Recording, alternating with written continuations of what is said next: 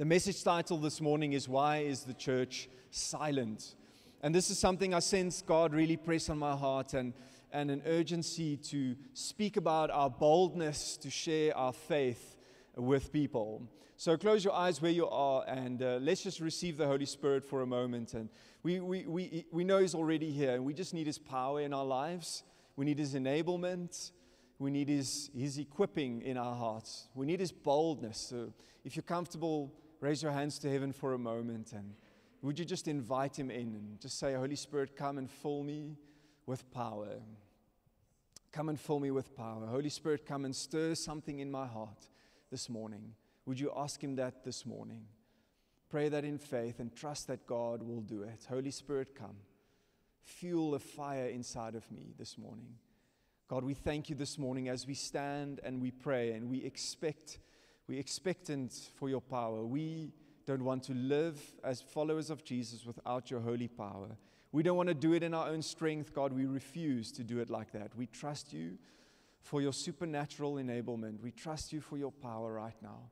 We trust You for boldness and courage like never before, that the church of 2025 would be the church that rises up as an army to spread Your love and Your gospel, Lord God. That You would break down barriers of fear, Lord God. You would break down the intimidating factors that often limit us, Lord, and bring us boldly into our workspaces, our schools, classrooms, family circles, friendship circles, and that we would speak about You, Lord Jesus, unashamedly. Thank You, Jesus, for this message. Would You anoint it as I preach? In Jesus' name, amen. Take your seats. Thank you so much. And we really have a theme going at the moment about evangelism and reaching lost people. God is stirring our hearts as a church to become more outwards focused and aware of the one sheep that is lost, which Jesus was keenly aware of, and He was set on reaching. He paid less attention to the 99 sheep, and because they were already found, He wanted to find the one lost sheep. And so we know that God has given us the blessing of knowing Him as our good shepherd. He's given us all the promises and the blessings that go with that. But we're also very aware that there are thousands of people in our town that don't know their good shepherd yet. There are sheep that are lost without a shepherd. And we have been given the assignment, we've been given the instructions in Scripture. Jesus said, "Go therefore into all the nations and make disciples, baptizing them in the name of the Father, the Son, and the Holy Spirit, and teaching them to obey everything that I have commanded you."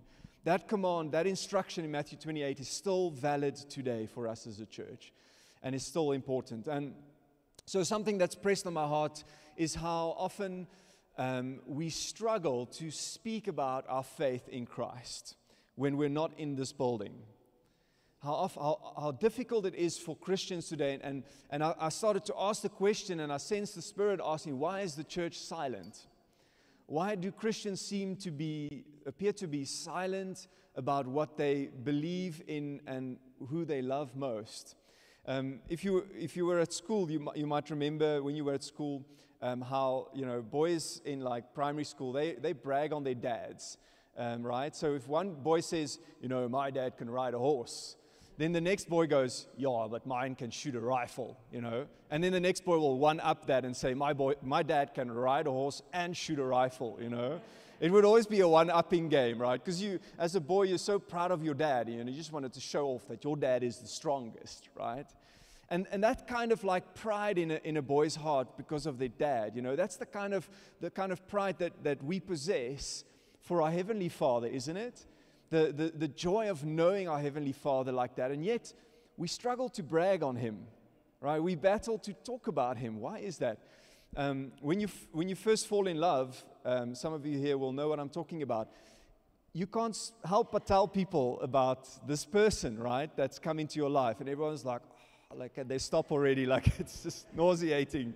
But you can't help it, right? And you don't care what anybody thinks because you're in love, right? And so you tell people. And yet the person that we love the most in the whole universe, we struggle to talk about. Have you noticed that? Why is that? Why is the church silent? Why do we struggle to engage in conversations about the one who changed our lives? And that's something that I think if you battle with, which most of us do, then you're not alone. And I've battled with for a large part of my life and still battle with. Even though I stand up here, it's easy to get up here with a microphone and speak about Jesus. It's a whole different ball game when you're out there with family or friends or colleagues, right? Whole different scenario. And I've battled with that, and maybe you have as well. And I'll encourage you today that you're not alone. And I'll encourage you today that there is power available to you and that God has a breakthrough for you in that area if you want it, as it's something that I've experienced.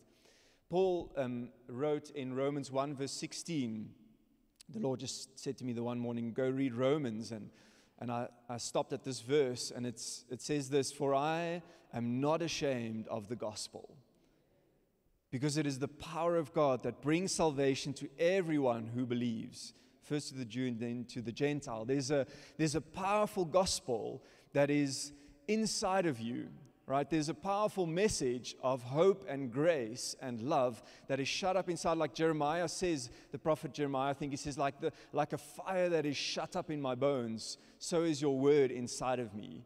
And he says, like, it has to come out, right? It's something that Paul says, I possess this power, I possess this understanding, I possess this gospel, and I cannot be ashamed of preaching it, of talking about it, of sharing it with the people around me. And I sense the Holy Spirit just say how He's wanting to raise up the church in these last days, because we are in the end times as we see things unfold in the world. He wants to raise up the church to be this army of men and women who unashamedly proclaim the gospel of power, who unashamedly bring the message of the love of Christ to our workplaces, the schools that we go to, the friends that we meet, the groups that we're in, to bring the gospel, to bring the love of God unashamedly, to raise us up with boldness and courage to fearlessly speak about Jesus. And this is something that I believe that will take time. It won't happen immediately, but I believe the Holy Spirit wants to stir that in us now already. And if we're ready and if we're willing to go with Him, He can do an incredible work in our lives. If you're willing to step out the boat and out of your comfort zone, you'll be amazed at what God can do in your life. So we're going to have to overcome some barriers. And one of those barriers is a barrier and something that one of the famous disciples of Jesus faced, Simon Peter. And we see what happens to Simon Peter just after Jesus is arrested, and all the disciples scatter, they all leave, and we'll see what happens to Peter in that instance, right? Things are heating up. Being a follower of Jesus is not popular anymore.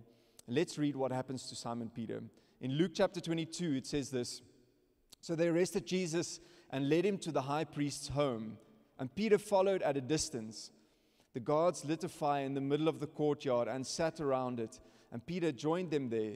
A servant girl noticed him in the firelight and began staring at him awkwardly. It's always weird when somebody stares at you across from a fire. Or is it just me? Unless it's your spouse, then it's cool. Finally, she said, this man was one of Jesus' followers. But Jesus denied it. Woman, he said, I don't even know him. After a while, someone else looked at him and said, you must be one of them. No, man, I'm not, Peter retorted. About an hour later, someone else insisted, this must be one of them because he is a Galilean too. Like he smells of fish. This is definitely one of them.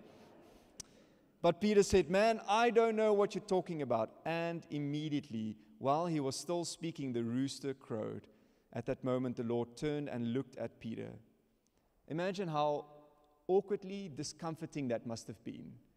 He was within eyeshot of Jesus, being questioned on trial by the religious leaders.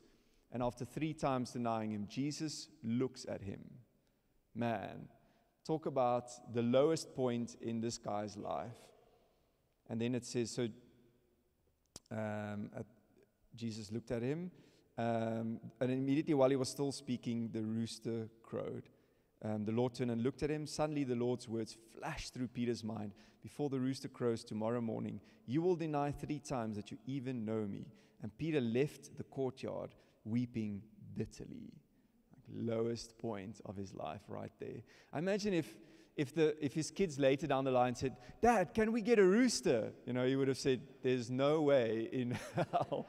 Like, imagine in the mornings if roosters started crowing, he'd be like, "Get the shotgun," shooting roosters everywhere. I imagine that must have been the worst sound of his life after that, right? Never want to hear a rooster ever again, because it would have been this brutal reminder of this denial, right? 3 times. And what happened to this guy? I mean, this was one of the foremost disciples of Jesus. What happened to him? What kind of fear took hold of him in that moment? And this is something that I believe every one of us will face at some point as a believer of Christ, is where there will be the opportunity to represent Jesus, but fear will get the better of us, right? We will feel intimidated, we will feel paralyzed, and we will either deny that we know him or pretend like we don't know him, go undercover, as Christians. And this was my dilemma when I was at school. In 1999, some of you were not even born then yet, I was in grade 8. So I feel old just saying that, but that was the year I started grade 8. And by that time, I had walked with Jesus for years, and I'd gone to church for years, and I'd read the Bible, and I'd been to Sunday school, and I was baptized with the Holy Spirit. And I went to grade 8, and I was so dead scared of being known as a follower of Christ. I really was. And I just avoided like being in the limelight, in the spotlight. I rather just hide behind the scenes. I didn't want to seem awkward. I didn't want to seem, like the odd one out. I wanted to fit in. So I became this well-adjusted undercover Christian. I didn't blend in with what the rest of the kids were doing, but I definitely wasn't outspoken or bold about my faith because I was dead scared. When I finished school after matric, at one point I went back to say hi to some of my teachers, and my English teacher had a great impact on me. She was a good teacher, and I went there, and she said, "What do you do now?" And I said, "Oh, I'm in ministry." And she said, "I always wondered if you weren't a Christian." And I'm like, it wasn't obvious, hey? I hid it well, and I think that's maybe something that you battle with, You feel paralyzed by the thought of even being known as a Christian in your school or your workplace. So you rather just keep it down low and hope, if maybe they'll see my good deeds and then, they'll, they'll sort of figure it out. That there's something about you. Yes, your life should preach, but there's something about being bold and being courageous, unashamed about the gospel. Not obnoxious, not weird about it, but there's something about it that breaks inside of you, that shifts you and breaks you through fear. And that's something that God had to do in me. And I still struggle, but I've experienced a lot of breakthrough in my life in this area. And so to be vulnerable in that sense, I don't say I have it figured out, by no means. Just coming back on Thursday, as you know, I feel the Holy Spirit prompt me to pick up hitchhikers. And so I know He's going to send me one. And coming back from Port Alfred on Thursday, I had an empty car. So, cool, Lord, there's seats in my car for you to minister to people. Have those seats. And so I'm driving back, and sure enough, in Somerset East, which is now called Kwanolojoli, something like that. And young guy there, pick him up. He's on his way to Graafrenet. And so I start chatting, just small talk. He's coming to do his assessment at the FET college. And so now I'm really not sure. Okay, how can I move the conversation towards God? And then I just prayed, and I just left it at that. And then at some point he said, "Yo, you know what? You really saved my life today." I'm like, there's somebody bigger looking out for you, right, than me. I'm just the dude with the car. Like, there's somebody much bigger looking out. He's like, yeah. And so that opened the conversation. And we got talking about God, and I took his number. And if he comes back to study next year here, then I'll reach out to him again and say, "Come to young adults and come to church." But there was an open door, there was an opportunity, but I didn't know what to say in that moment. And I'll be honest, it's awkward at first to talk to people about Jesus. Talk to them about your church, about your faith. It's not easy. But there is breakthrough, there is power available for us. But we need to know this, that the enemy will often lie to us and try to convince us to think that our faith should be a private matter. Anyone relate to that? Like, keep it on the down low, you know, keep it undercover, keep it under wraps. Nobody needs to hear that, you know. You know, that's a private thing. That's just between you and God. You know, that's a lie of the devil. You know, to don't rock the boat, don't say anything, just keep it chilled. You know, you might push them away, they might be offended. And your faith is meant to be a personal matter, not a private matter. Your faith is meant to be something that's deeply personal. You must personally decide to follow Jesus as your Lord and Savior. That is a personal decision you must make. Nobody else can make that for you. And you choose to be baptized as a result of that. And that's something that nobody else can take from you. Nobody else can make that decision. But it is most definitely not a private thing. Because if Jesus has transformed your heart, if He has truly changed you, if He has set you free, then it's impossible to stay silent. If He has done something in you, then there's got to be something that stirs inside of you to say, I've got to tell people about this.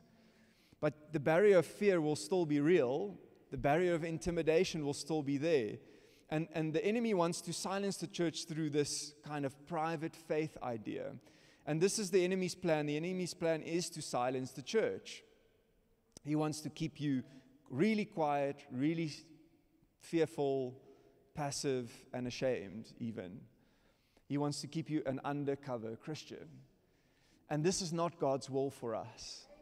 And please don't feel intimidated by this idea of when I speak about, evangelism, because sometimes the idea that comes to mind when you speak about sharing your faith or talking about God openly, you think of some guy with a megaphone on a street corner yelling judgment at people. That is the worst idea ever. Whoever came up with that? That was the worst idea ever. That is not evangelism. And so we'll talk next week more about how to practically share your faith with people, how to start conversations, how to practically share the gospel. I'll do that next week. But just know that that's not what I'm talking about when I say that the enemy's plan is to silence the church. It's not to try and keep us from, yelling over megaphones on street corners. What the enemy wants is for you to remain in fear. He wants you to remain in fear. And this is not a new thing. The church in the early church, right in the beginning, faced this kind of intimidation, and they were dragged before, the disciples were dragged before the religious council in Acts chapter 4, and this is what the Bible says they were told. Acts 4 verse 18 to 20 says, "So they called the apostles back in and commanded them never again to speak or teach in the name of Jesus. But Peter and John replied, 'Do you think God wants us to obey you rather than Him? We cannot stop telling about everything we have seen and heard,'" right? We can't help it. We have to say something. We can't shut up about Jesus. And we're going to have to obey Him rather than you. They were being intimidated. They were being forced to be quiet. The enemy's plan was hard at work to try and silence the church. And I'm so grateful that they didn't shut up. But something inside of me tells me that the enemy's plan in 2025 is working. And that worries me. Something inside, when I'm at a braai and we can't talk about Jesus at a braai when there's other people and other believers, something feels off to me. Like, I'm cool with just normal small talk, and I'm cool with that. And there's going to be times where it's not going to work. It's not going to be. You got to read the room, okay? But something seems wrong to me that doesn't somehow infiltrate the conversation, right? That doesn't somehow. And I feel as if the enemy's plan is working, and I want to make the enemy suck at his job. I don't know about you. I really want him to fail, right? And I want the church to be bold and unashamed about their faith in Jesus. You see, the fear of man is the enemy's tactic. Maybe you've never heard of the fear of man, but you will have felt it at some point. Peter most certainly felt it in that moment. The fear of man intimidates and suppresses and keeps quiet and says, rather not, don't rock the boat. Go with the flow. When everybody else says yes, don't say no, say yes. It invites you into a lukewarm kind of go with the current, tolerate sin kind of Christianity. The fear of man is a dangerous thing. In fact, the Bible calls it a trap. In Proverbs 29, it says, "The fear of man will prove to be a snare or a trap, but whoever trusts in the Lord is kept safe." The fear of man is a trap. You can just move to the next slide.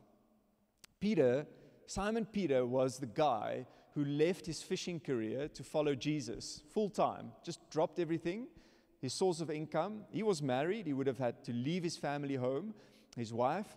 He dedicated his life to follow Jesus for 3 years. Remember, this was the guy, he was the only one to get out of the boat and walk on water towards Jesus. None of the other disciples had that kind of courage, right? That's the Peter we're talking about here, right? He was the guy who obviously, unwaveringly declared his allegiance to Jesus and said, I will go with you even unto death. He was also the guy ready to swing a sword when Jesus was being arrested, took off a guy's ear. Jesus puts the ear back, so impulsive, yes. But he was not scared, right? Can you agree with me? This was not a timid guy. This was not an undercover grade 8 kid at school, right? This guy, he had some, I don't want to use the crass word, but you know what I mean. Fill in the blank. Some things are not polite to say from the platform. Hy was nie bang nie, julle. Some of the people are like, what is he talking about? And this is the guy, 3 times, the fear of man had such a hold of him that 3 times he denied even knowing Jesus for fear of being persecuted, for fear of being arrested and maybe even killed along with Jesus. Because there was no certainty yet of what was going to happen to Jesus, right? The fear of man is a dangerous, dangerous trap.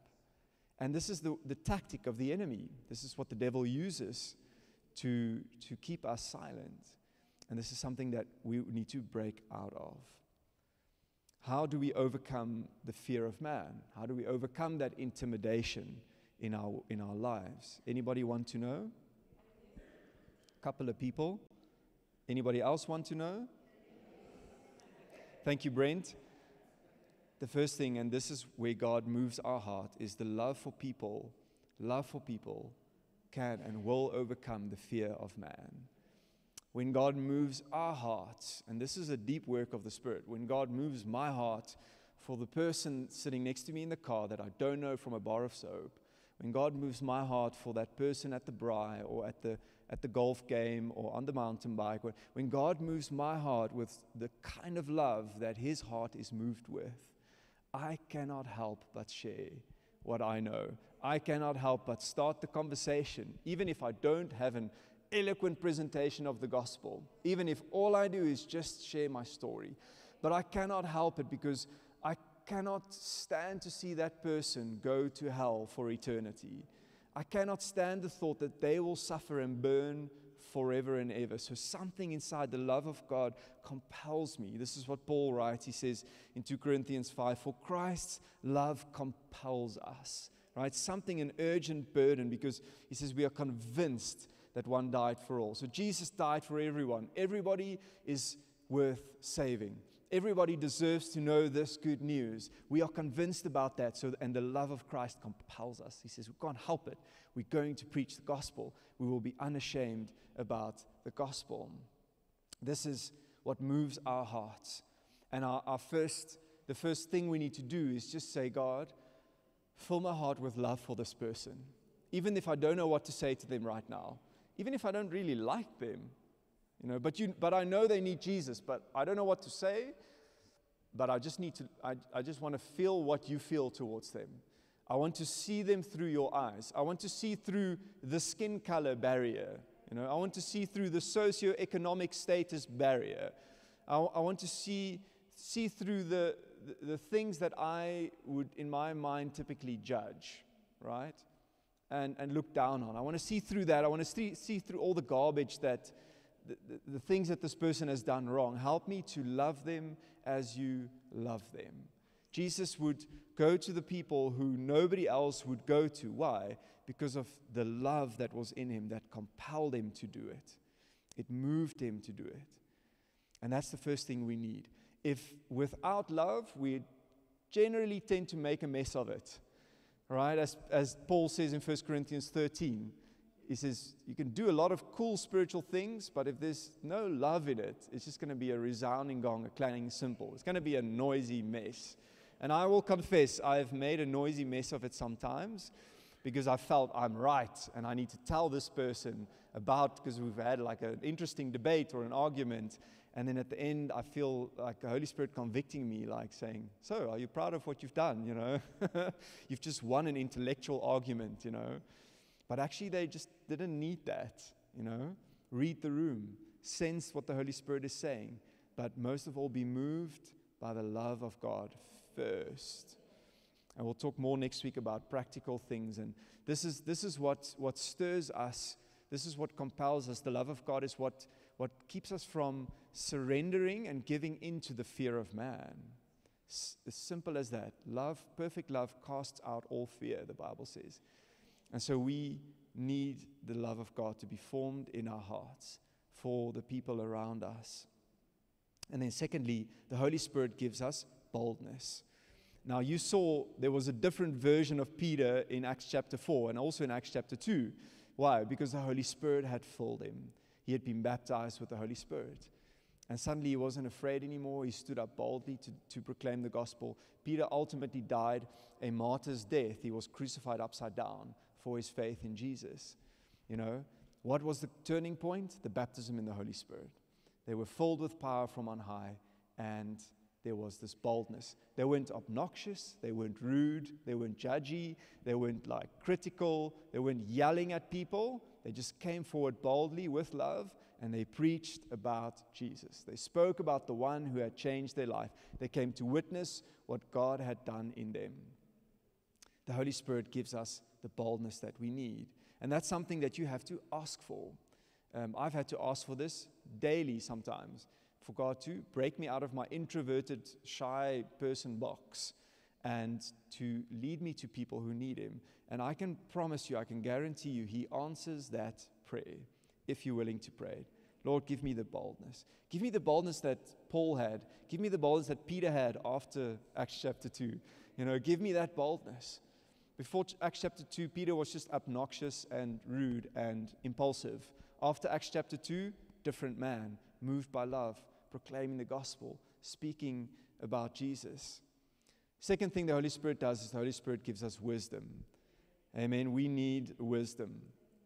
We need Him to show us what to say, because every situation is unique. Every encounter, every conversation, every opportunity is unique. And it's so important that you realize that this is not something that is limited to the evangelist who travels the world with a jet and, you know, goes to big crusades with hundreds of thousands of people. To be a witness for Christ can be something as simple as obeying the prompting to be generous to somebody. And honestly, if you ask the Holy Spirit to prompt you in this way, He will do it. Okay, be ready to respond to that. And so the other day, I was sitting at the petrol station, and I've had more month than money in my bank account this month. It's been a rough month, and it's just lots of unforeseen expenses. Stuff has broken, and stuff happens. Life happens. And so I go to fill up. It's late at night, Friday night. Fill up at the petrol station. And, you know, if there's like a $20 or a $10, you know, like I know it's just not just me, but you're going to tip the petrol attendant. Maybe there's a few generous tippers here among us, but Dutch people are not known for generous tipping. Okay, so I'm working on that. I'm growing on that. I'm being vulnerable. And so I open my wallet, and all there is 100 rand. I'm like, and the Holy Spirit like, give him the 100 rand. I'm like, oh. And I realized, I gave it to him, but I realized earlier that day, I prayed and I asked the Lord, give me an opportunity to be generous today and to touch somebody's life. So the opportunity came. Be careful what you pray. But it's just $100. It's nothing. It's nothing in God's economy. But let me tell you that the Holy Spirit can give us the promptings, the wisdom, the knowledge, the moments, the opportunities. Because people are so complex and their stories are so complex, it requires wisdom, right? Sometimes it'll just be to show kindness to a stranger. Sometimes it'll be to pray for somebody in need, you know, somebody who's in a crisis. Some people have the incredible privilege of sitting with people at their deathbed and being able to lead them to Christ. You're not going to invite that person to church, right? That's not wisdom, right? You're not going to say, oh, I'll see you at young adults. It's like, no, they're dying. Tell them about Jesus. Give them the ABCs of salvation. Met a doctor this week, a medical doctor. She says she's had many opportunities at the bedside of patients. Last moments leads them to Christ. I'm like, you're in the mission field. Keep doing that. And that may not be your opportunity, may not be your story, but God most certainly will give you opportunities of your own. He will give you chances to be light and salt in this world, to share your story, what God has done in you, to share about His favor and His faithfulness in your life. And that's a simple way to start witnessing. Colossians 4 verse 5 and 6 says, live wisely among those who are not believers and make the most of every opportunity. Make the most of every opportunity. Live wisely. Let your conversation be gracious and attractive so that you will have the right response for everyone. The right response for everyone. Trust the Holy Spirit to come and shape the love of God in your heart. Trust the Holy Spirit to give you the boldness and the courage. Trust the Holy Spirit for the wisdom that you need in that moment. And so I want to ask you to pray a dangerous prayer. And that's this. Ask God this today for an opportunity to be a witness this week, and then trust Him to enable you for the task. Dangerous prayer to pray, but it's the beginning of an adventure with God that will break something inside of you, that will set you free from the fear of man, and that will allow you to see what the Holy Spirit can do through a normal person, without an eloquent gospel presentation, without the knowledge of Scripture, the words to say, what the Holy Spirit can do through you and me as normal people who are shy and broken and who have doubts and fears. Holy Spirit enabling you like He enabled Peter. Would you stand with me this morning?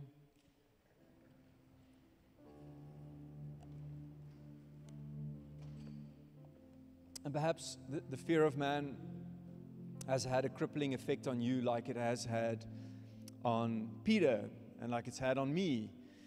And you want to break free of that. You know that it's kept you quiet for far too long. And I want to ask you to do something bold. If you feel God needs to release you from that, would you make your way to the front? And we're going to pray for you. We're going to ask God to break that. So if that's you, if you say, Simon, I'm done with the fear of man, I want to be bold. Take a bold step and make your way to the front. And we're going to pray together. And we're going to trust God to break the shackles. Just last night as I was praying and I saw, you can make your way to the front. As I saw sort of the church in my mind's eye, all of you, I just saw God sort of peeling away layers, peeling away old garments, like clothing that's become old and that's been worn for too long, and it's become worn out. And He's peeling away these old outer layers of fear and doubt and discouragement. And I trust that that's what He will do spiritually in your life today as you come forward. It's already takes some boldness to make your way to the front. You can go ahead and just fill up the front. And I don't think it should be something that, if you're in the front here, don't worry about somebody seeing you. Don't worry about being open about that. It is something shifts inside of you when the boldness of the Holy Spirit moves in your life. Okay, anyone else? All right, let's pray. Raise your hands to heaven for a second. God, we need your boldness. Just where you are, would you begin to cry out to God? Just say, Lord, I need your boldness. Lord, I need your courage. Holy Spirit, fill me with power and break the chains of the fear of man in my life. Shatter the chains of the spirit of intimidation in my life. Lord Jesus, I pray, throw off old garments today in my life of fear, of being silent, hiding, being shameful, being ashamed. Break those chains, Lord Jesus. Just begin to ask Him for that right now where you are. Begin to ask for the Holy Spirit right now just to fill you with the words and the wisdom and the courage to speak boldly about Jesus. Thank you, Lord. Thank you, Lord. All over this place, just feel faith beginning to rise as you pray. Would you just, where you are, just call out to God right now. Simple words, just Jesus, fill me with power. Jesus, fill me with courage. Fill me with the words. Fill me with wisdom. Thank you, Holy Spirit, for courage and boldness. Thank you that you're raising up an army. You're raising up an army of witnesses. Thank you, you're raising up a church that is fearless about the gospel of Jesus Christ. They will not be ashamed of the gospel because it is the power of God unto salvation for all who believe. Just begin to cry out right now for boldness, for courage. Thank you, Jesus, for all fear to be broken right now in the name of Jesus. No longer will you be fearful. Church, no longer will you back down. No longer will you let opportunities slide by. You will rise to the occasion. I bless you to be people of boldness. I bless you to be people who witness for the gospel. I bless you to be people who stand up and are ready to be counted for Jesus. In Jesus' name. I bless you to be people who see every opportunity to preach the gospel and take that opportunity. I bless you to be people who are generous and kind. I bless you to be people who are moved by the love of God for people. Amen, amen, amen, amen. Jesus, thank you. Thank you, Lord God. And so, right now, I want to ask you to pray this prayer. You can stay where you are for a moment. Stay standing. And if you are ready to pray this prayer, you can pray it out loud with me. And if you're not ready, that's okay. But we're going to pray that dangerous prayer that we had on the last slide. Pray this after me. God, again, okay, don't have to pray this if you're not ready. Okay, because this is a dangerous prayer. God will answer this prayer. God, give me an opportunity to witness this week. And give me the power and the enablement for the task. In Jesus' name. Amen. Amen. I can't wait to hear your stories. I can't wait to hear and see the WhatsApps coming in as God gives you and you respond to those opportunities. It's super exciting when that happens.